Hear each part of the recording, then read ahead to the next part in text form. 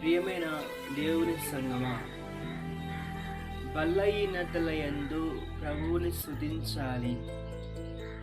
అపోస్తలుడైన పౌలు గారికి, దేవా నా శరీరంలో హెచ్చింపుకున్నట్లు ఒక ముళ్ళున్నాయి అంటే ప్రభువారు అన్నారు, నైనా పౌరా నా కృప నీకు చాలని చెప్పింది దేవుడు.